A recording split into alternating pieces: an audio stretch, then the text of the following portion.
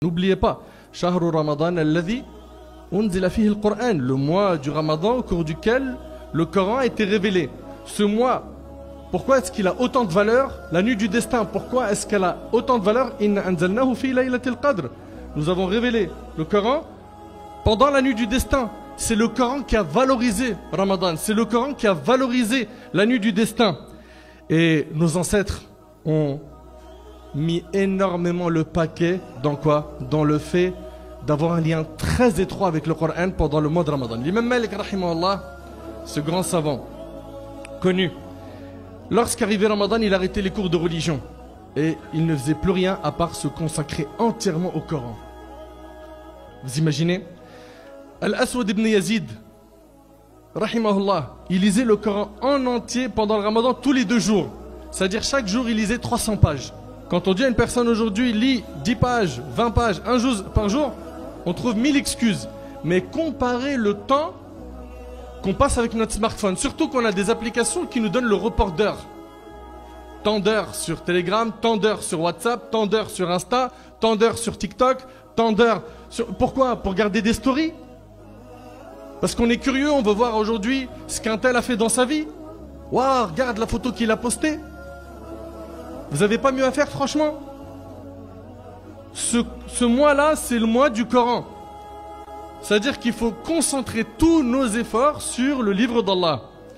Donc ce compagnon, ici, Al-Aswad ibn Yazid, il lisait le Coran pendant Ramadan, tous les 2 jours, une fois entièrement. Ce qui lui donne 15 clôtures du Coran pendant Ramadan. Les histoires elles sont très très nombreuses. Je vais essayer d'aller rapide, Inch'Allah. L'imam al-Bukhari, rahimallah, vous le connaissez? Le grand savant du hadith. L'imam al-Bukhari, il lisait le Coran en entier une fois par jour. En entier, les 600 pages. Et après la prière du Tarawih, il lisait un tiers du Coran, ce qui donne 40 clôtures du Coran par mois. Ça, tout ça, c'est rapporté par l'imam al-Dhahabi dans Sir A'lam al-Nubala. L'imam al-Shafi'i, vous le connaissez? L'imam al-Shafi'i, rahimallah, l'élève de l'imam Malik, rahimallah al-Jami'a. L'imam al-Shafi'i, il lisait le Coran pendant Ramadan 60 fois dans le mois. 2 fois par jour, il clôturait le Coran. 1200 pages par jour de Coran lu. Et c'est quoi nos excuses? C'est quoi nos prétextes? Alors déjà, pour ceux qui vont dire « Ouais, mais mon frère, moi je sais toujours pas lire l'arabe », Allah, les frères, les sœurs, faites un effort aujourd'hui avec des programmes sur le net adaptés, subhanallah, pour ceux qui ont un planning bousculé. Vous pouvez apprendre en quelques semaines la langue arabe. Faut arrêter, on n'a plus d'excuses. Regarde juste le temps que tu passes avec ton smartphone et dis-toi que si tu consacrais chaque jour une demi-heure pour apprendre l'arabe, en quelques semaines, c'est bon, tu sais lire le Coran. On n'a pas d'excuses. C'est juste de la fainéantise, un manque de volonté. Et ce n'est pas normal qu'à ce jour, avec les outils qu'on a, il y ait toujours des gens qui n'arrivent pas à lire le Coran. Ce n'est pas normal. Et si jusqu'à maintenant, tu n'as pas encore mis le pied à l'étrier pour apprendre la langue arabe, dès maintenant, prends la décision ferme de le faire. Et wallahi, c'est accessible, c'est facile.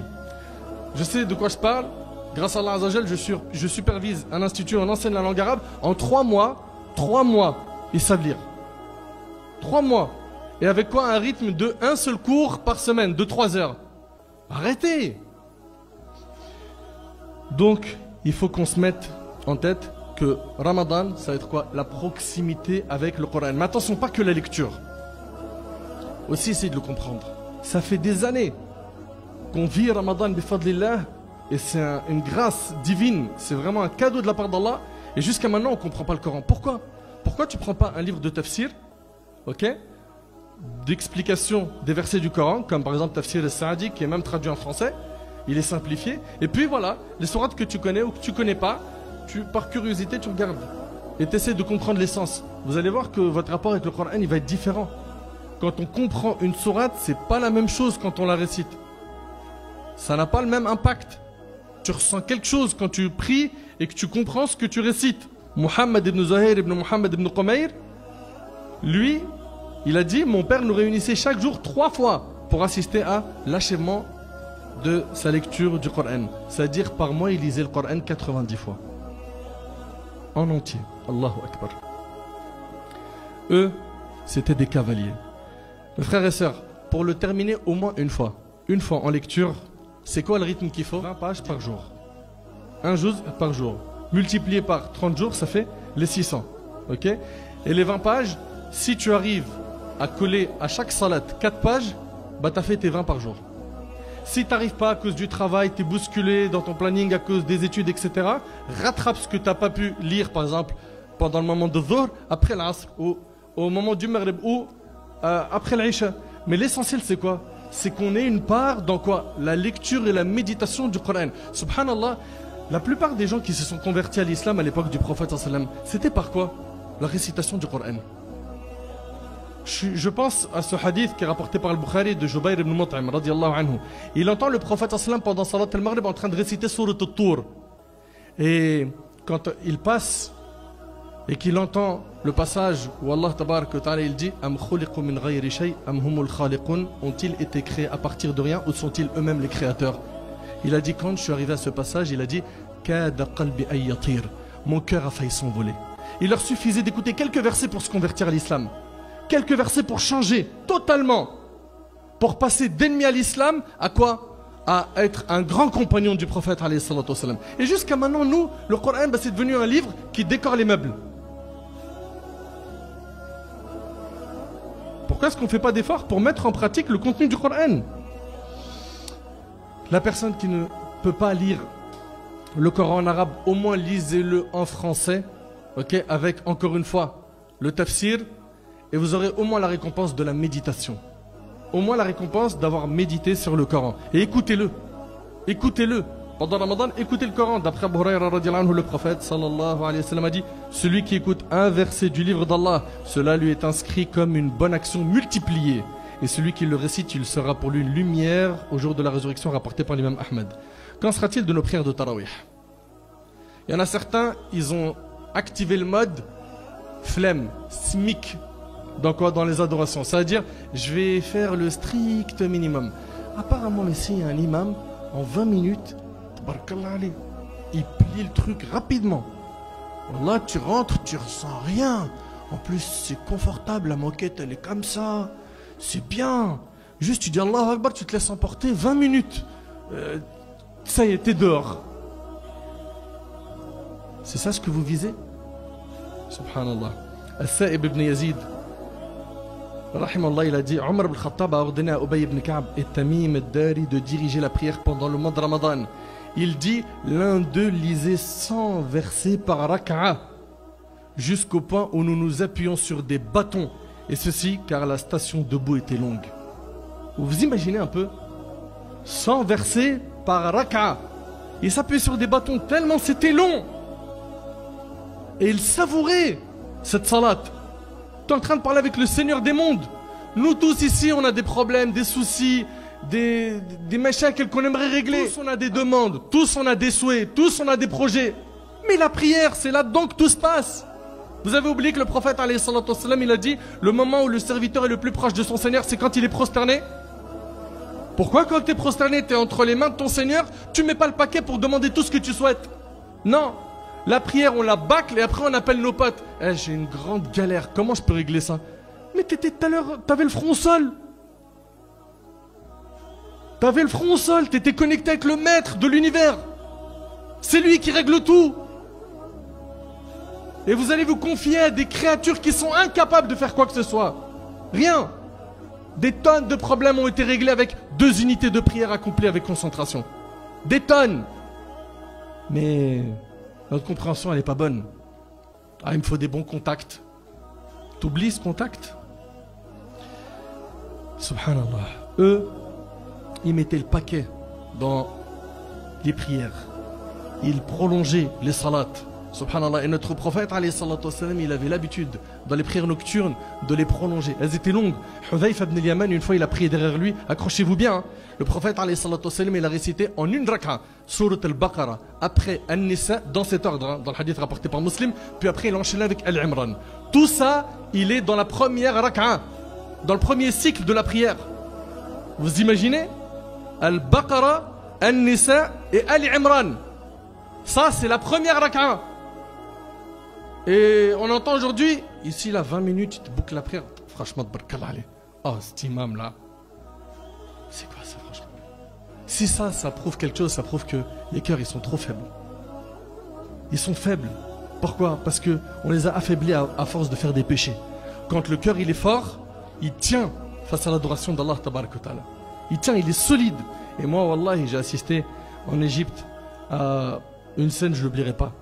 C'est un cheikh, hafidhahullah, cheikh Oussama Abdelazim, hafidhahullah, un savant qui est au Caire. Il clôture le Coran pendant Ramadan tous les 3 jours dans le Tarawih. C'est-à-dire c'est 10 juz.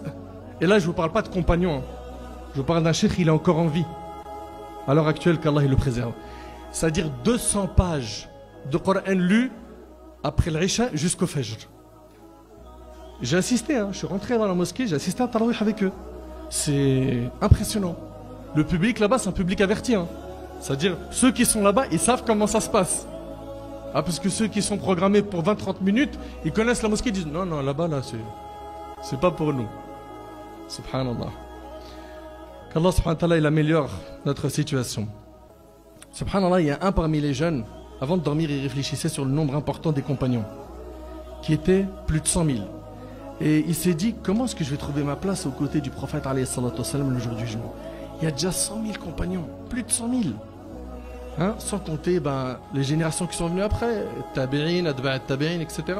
En dormant, il a vu en rêve le prophète sallam qui était aux côtés du bassin, al-Hawd, du jour du jugement. Et que les gens étaient très nombreux autour de lui. Et il essayait de passer entre les gens afin d'être proche du prophète. Et à un moment, il y a quelqu'un qui lui a dit, ce n'est pas par la force que tu seras à côté du prophète alayhi salatu wassalam le jour du jugement. Ce n'est pas en bousculant et en poussant les gens avec force que tu vas trouver ta place, mais plutôt avec tes œuvres. Mais plutôt avec tes œuvres. Mes chers frères et sœurs, il faut que pendant ce mois on se surpasse. Le prophète alayhi salatu wassalam, quand il a annoncé aux compagnons Ramadan, parmi ce qu'il disait, il disait Arullah min anfusikum khayra. Montrez à Allah le meilleur de vous-même. Montrez à Allah le meilleur de vous-même. Et pour cela, il y a une préparation. C'est-à-dire quoi une préparation? C'est-à-dire déjà mentalement, tu es prêt à quoi? À entamer ce mois avec des sacrifices. Vous entendez? Avec des sacrifices. Dans toute bataille, il faut être prêt à faire des sacrifices. Dans toute bataille, il faut être prêt à faire des sacrifices. C'est important. Tu ne peux pas gagner dans les deux tableaux. Tu ne peux pas vouloir l'au-delà si tu es attaché à fond à cette dunya. Il faut que tu fasses un choix. Il faut que tu fasses un choix. Et subhanallah, al-Hassan al-Basri, rahimahullah, on lui a dit une phrase, elle est très forte. On lui a dit, décris-nous un peu ce bas monde et l'au-delà. Il a dit, ce bas monde et l'au-delà, écoutez attentivement, ils sont comme l'Orient et l'Occident. Plus tu te rapproches de l'un des deux, plus tu t'écartes de l'autre. Vous pouvez méditer s'il vous plaît sur ces paroles profondes. Plus tu t'approches de l'un des deux, plus tu t'écartes de l'autre. Soit tu vas t'approcher à fond du luxe, le shopping, tu es un acheteur compulsif toute la journée, tu as tes applications où tu es en train de faire clac, clac, clac, clac, clac avec Amazon Prime, etc. Où tu es en train d'acheter, ok? Pourquoi? Parce que toi, tu es un adepte du dernier cri, dans tout. Soit tu es ça, et à ce moment-là, tu es en train de t'éloigner de l'au-delà, et tu as en fait une relation avec Allah, mais elle est bancale. Je suis désolé, ça pique un peu. Elle est bancale. Tu t'achètes bonne conscience parce que tu poses ton front pour prier 5 fois par jour, mais tu sais même pas combien de rak'at tu as fait, tu sais même pas ce que tu as récité. Tu es toujours déconcentré. Tu rentres en salade, tu penses même pas à ta religion, tu penses qu'à dunya pendant ta salade. Quelle prière tu présentes à ton Seigneur? C'est quoi ça? Subhanallah, soit tu feras partie de cette catégorie de personnes qui, tellement il s'est rapproché de la dunya, et le din, il va te dire, et ça c'est dans le meilleur des mondes, il va te dire non, la religion, t'es malade ou quoi, c'est la priorité de ma vie. Mais dans les faits, dans les actes, faut arrêter de se mentir. Et on a l'inverse. On a ceux qui sont tellement attachés à l'au-delà que la dunya ne lui accorde pas beaucoup d'importance. Est-ce que cela veut dire par là qu'on n'a pas le droit de s'habiller, de manger, de s'amuser? Non, tu as le droit. Le prophète, il a même dit Allah est beau et il aime la beauté. Tu as le droit de bien t'habiller, tu as le droit d'être élégant, tu as le droit... Pas de problème pour tout ça, mais n'en fais pas le souci de ta vie. Le souci de ta vie, c'est l'au-delà. Et plus tu vas te rapprocher de quoi? De l'au-delà, par tes bonnes actions, plus tu vas voir que ce bas monde pour toi, à tes yeux, il est insignifiant. il n'a pas autant d'importance. Tu gagnes, tu perds de l'argent, alhamdoulilah ala kulli hal, l'argent ça part, ça vient. Mais si toi, tu es un adepte à fond de la dunya, wallah, regardez les frères quand ils perdent une somme d'argent, comment ils s'écroulent. Il s'écroule, il est mort. Pourquoi? Parce que c'est sa vie ça. Lui il a tout concentré, il a tout misé sur ça. Enfin, il faut être prêt, comme je vous le dis, à faire des sacrifices. Sacrifice de ce monde, sacrifie un peu de ton temps, sacrifie de ton argent en faisant des efforts. Et je vous l'ai dit, dans tous les combats il y a des pertes. Et là tu as un combat, je le répète, contre ton ego. Ok? On l'a déjà répété, je le répète une énième fois. Les démons ils seront enchaînés pendant Ramadan. C'est-à-dire que là maintenant, les maladies qui restent, c'est les maladies de ton ego. Il va falloir les soigner. Il ne faut pas avoir peur de perdre une partie de ce bas monde pour l'au-delà. C'est même une victoire si tu sors de Ramadan en étant détaché de ce bas monde. Sacrifie pour Allah mon frère ainsi que toi ma soeur pour qu'Allah tabarak wa ta'ala accepte de ta part. Et prenons pour exemple notre prophète Ibrahim alayhi salam. Les histoires des prophètes, pourquoi Allah il en parle dans le Coran? Pourquoi? Pour qu'on les raconte aux enfants avant de dormir? Non, c'est pour qu'on s'en imprègne, qu'on s'éduque, qu'on ait des modèles à suivre. Regardez, Ibrahim alayhi salam, à chaque fois que le prophète Ibrahim alayhi salam, il a eu le choix entre Allah et une chose, il a choisi qui? Allah. Entre Allah et son fils Ismaïl, il a choisi qui? Allah. Entre Allah et son père Azar, qui façonnait les idoles, il a choisi qui? Allah. Entre Allah et son peuple, il a choisi Allah. Entre Allah et son épouse Hajar, il est éprouvé, il doit la laisser dans le désert avec un nourrisson, il a choisi Allah. Entre Allah et sa vie, il a choisi Allah. Choisi Allah durant le Ramadan et après le Ramadan afin d'être parmi les vainqueurs. Mes frères et sœurs, vous allez voir que pendant le Ramadan, il y a toujours un démarrage généralement qui est fort chez la plupart de ceux qui sont motivés. Le démarrage il est fort et après il y a une routine qui s'installe et après soit c'est une cassure, soit il y en a ils sont intelligents, ils se disent non, les 10 derniers jours le prophète Sam il faisait quoi? Il redoublait d'efforts. Pourquoi? Parce qu'il y a la nuit du destin. Et bien soyez attentifs s'il vous plaît. Pendant le Ramadan, dès que vous avez des moments où il y a une baisse de motivation, faites un petit point avec vous et dites-vous, pensez qu'à ce moment-là, pendant que vous faites plus rien, vous êtes KO ou vous n'avez plus la pêche de faire des bonnes actions, pensez à toutes ces personnes qui, pendant que vous faites rien, ils sont en train de carburer dans la lecture du Coran. Pensez à toutes ces personnes qui sont en train de faire du dhikr. Pensez à ceux qui sont en train d'appeler Allah. Pensez à ceux qui sont en train de préparer des repas pour nourrir des pauvres. Pensez à ceux qui sont en train de dépenser fisabilillah. Pensez à ceux qui aident des associations. Pensez à tous ces gens-là afin de vous redonner quoi? Un coup de boost et repartir. Et pendant tout le mois de Ramadan, il faudra quoi? Je l'ai dit, je le répète, une constance dans la progression et à la fin on donne tout. Aïcha radhiyallahu anha, elle a dit, lorsque les 10 derniers jours de Ramadan entraient, le prophète sallam, il veillait sa nuit. Il réveillait sa famille. C'est pas simplement il veillait la nuit, c'est tout. Non, il réveillait sa famille. Ya ayyuhalladhina amanu qu anfusakum wa ahlikum nara. Ô vous qui avez cru, préservez-vous ainsi que vos familles du feu. Ok? Donc on a le devoir de prendre soin de notre famille, de les aider spirituellement, de les faire avancer dans le chemin d'Allah tabarak wa ta'ala. Et malheureusement, on voit certains frères, ils s'occupent de lui, et puis la femme, elle a la cuisine, elle n'a pas le temps. Vous pensez que Ramadan, c'est le mois du ventre? Vous pensez que le mois de Ramadan, c'est pour inviter les gens? Bien évidemment, vous pouvez inviter, mais avec modération, ne faites pas que ça. Pensez à vous. Pensez à vous. Et pareil pour les enfants. Peut-être qu'en semaine, c'est difficile pour eux de faire des efforts, parce que le lendemain, ils ont école, mais au moins le week-end, faites en sorte qu'il y ait une ambiance Ramadan dans la maison. Mes chers frères et sœurs, c'est l'occasion jamais d'arrêter les péchés, d'arrêter de perdre du temps. Et je vous le rappelle, on n'a qu'une seule vie. Il faut en profiter. Et le prophète me disait, il n'y a de vraie vie que celle de l'au-delà. La vraie vie, c'est pas celle-là, c'est l'autre. Nous, on est ici pour préparer l'autre.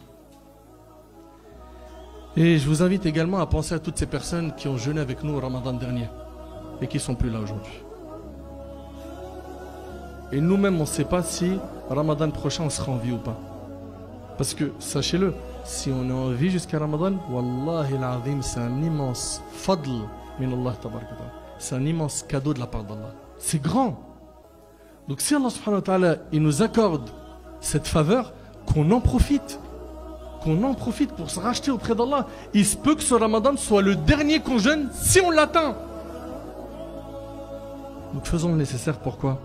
Pour ne pas gâcher de temps. Pendant Ramadan, je vous rappelle que le cavalier, il a 30 combats, 30 jours. Ton ego a des maladies. Tu as le premier jour qui est passé. Tu es sur le ring avec ton ego. Qui a gagné le premier jour? Fais un point.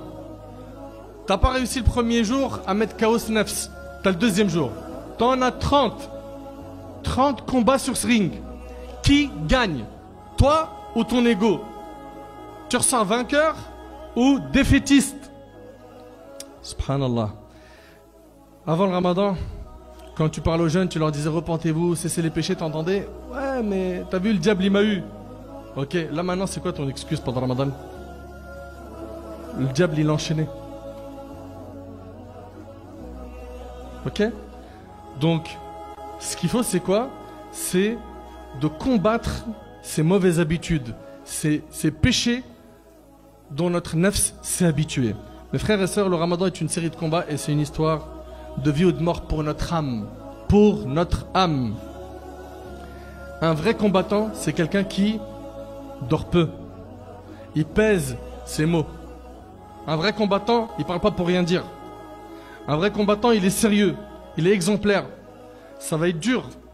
Tu vas devoir être constant. Tu vas te fatiguer. Mais il faut que tu assumes. Subhanallah. Le prophète, alayhi salatu wassalam, il a fait une dua contre certaines personnes. Vous savez ce qu'il a dit? Il est monté sur le minbar une fois et il a dit Amin. Il est monté sur la deuxième marche, il a dit Amin. Il est monté sur la troisième marche, il a dit Amin.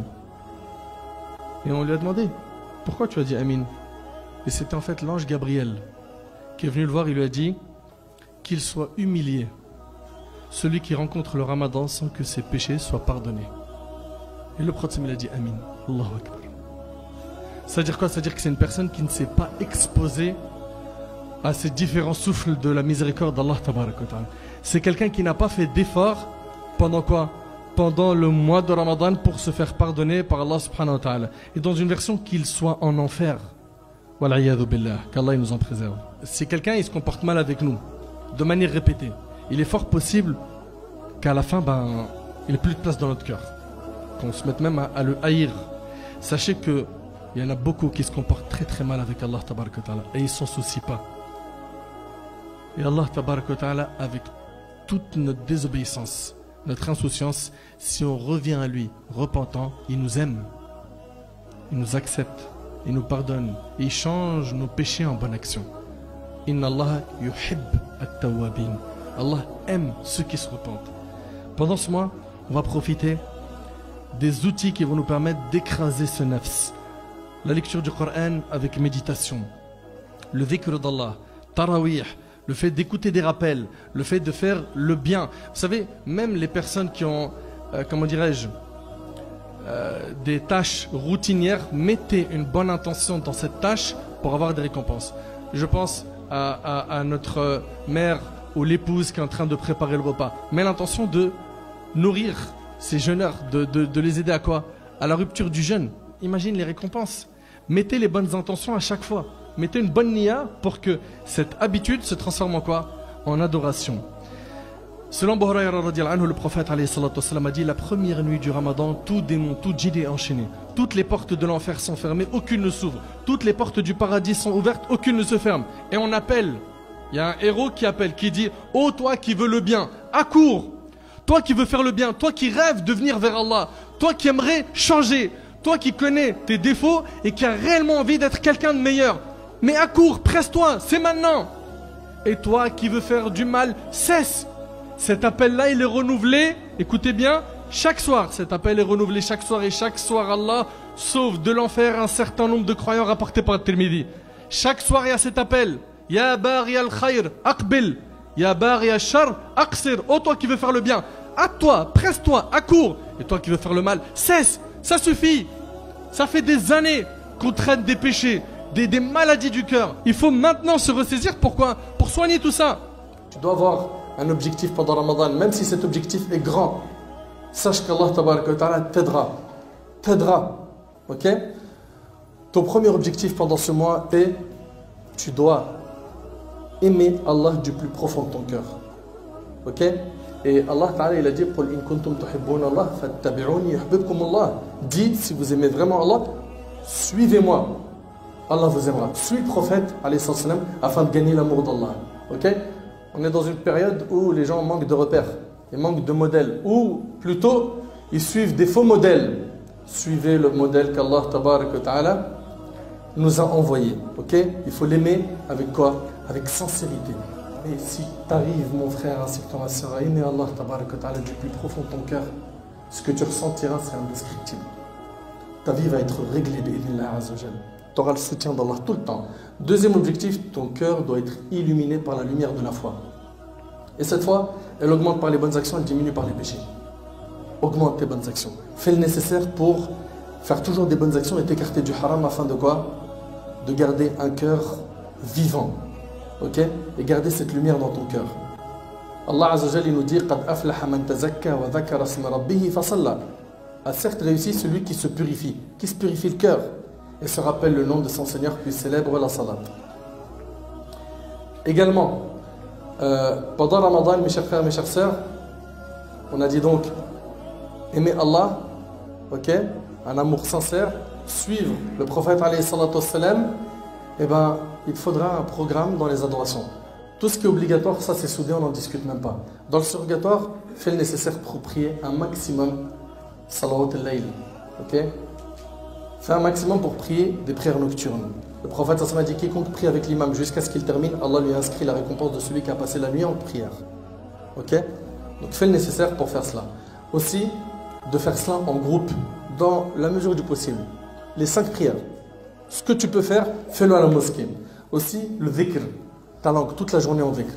Également, faire des hajj et des umrah. Alors ceux parmi vous qui ont les moyens d'aller en Arabie pendant Ramadan, c'est le top. Le prophète il a même dit qu'une umrah pendant Ramadan, ça équivaut à faire un hajj avec lui. C'est immense. Mais ceux qui ne peuvent pas, le prophète il a dit quiconque se rend à la mosquée uniquement pour apprendre le bien ou l'enseigner aura la récompense d'un hajj complet. Et le prophète a dit celui qui prie la prière de l'aube en groupe puis s'assoit à se rappeler Allah jusqu'à ce que le soleil se lève, puis prie 2 rak'at, il obtient la récompense d'un hajj et d'une umrah complète. C'est-à-dire il est parti à la mosquée, il a prié en groupe, ok, et il est resté à évoquer Allah jusqu'au lever du soleil. Puis après il a fait 2 rak'at. Allah lui donne la récompense d'un hajj et d'une umrah. Également pense à l'assurance Ramadan. Sur terre ils aiment bien les assurances. Assurance vie, assurance vieillesse, assurance ci, toutes les assurances possibles. Ok. Pense à l'assurance Ramadan. Il se peut que pendant certains moments, je te l'ai dit, tu sois tellement occupé par l'école, le travail, que tu n'aies pas d'énergie pour faire des bonnes actions. Donc au moins envoie un message à quelqu'un et dis-lui hey, regarde cette cagnotte en ligne, fais un don et transmets. Ça c'est l'assurance. C'est quoi? C'est que tu ne peux pas toi agir efficacement tout de suite, et bien au moins celui qui indique un bien, c'est comme s'il avait fait Adi alayhi salatu wassalam. Indique le bien aux gens. Ok? Motive les gens à faire du dhikr, à faire des prières surrogatoires, à visiter des malades, à tous les plans, bonnes actions que tu peux, partage-les. Ok? Également, dans la mesure du possible, la retraite spirituelle, l'i'tikaf. Le prophète sallam il le faisait. Il restait les 10 derniers jours de Ramadan à la mosquée. Aussi également quoi? Le fait de nourrir un jeûneur. Ok? Au moment du Maghrib, le prophète il a dit celui qui nourrit un jeûneur aura la même récompense que lui. Donc voilà, dans la mesure du possible, on essaye de faire le maximum pour être sur tous les fronts. Ok? Hamad ibn Abi Sulayman avait l'habitude de nourrir 500 jeûneurs pendant le mois de Ramadan. Il leur donnait le jour de l'Eid 100 dirhams chacun. Salama radiallahu anha, elle a dit, le prophète il a dit l'aumône ne fait pas diminuer l'argent. Maintenant, place l'intention dès maintenant de faire cela si tu as envie pour Ramadan prochain. Pourquoi? Parce que si tu meurs entre-temps, Allah t'accordera les hasanat de toutes ces intentions, car les actes ne valent que par leurs intentions. J'implore Allah tabaraka wa ta'ala de m'accorder ainsi que vous cette immense faveur de pouvoir vivre jusqu'à Ramadan